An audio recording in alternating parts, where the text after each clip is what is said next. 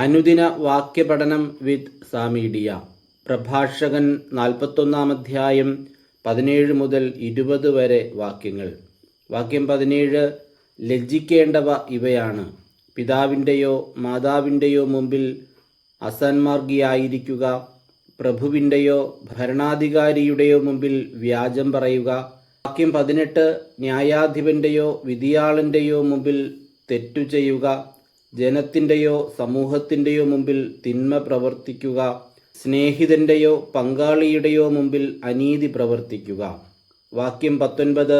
സ്വന്തം സ്ഥലത്തുനിന്ന് മോഷ്ടിക്കുക. ഇവയെല്ലാം ലജ്ജാകരമാണ്. ദൈവത്തിൻ്റെ വിശ്വസ്തതയുടെയും ഉടമ്പടിയുടെയും മുമ്പിൽ ലജ്ജാഭരിതനാകുക. ഭക്ഷണാവസരങ്ങളിൽ സ്വാർത്ഥ താൽപ്പര്യം കാണിക്കുന്നതിലും ക്രയവിക്രയങ്ങളിൽ കാപട്യം കാണിക്കുന്നതിലും. വാക്യം 20.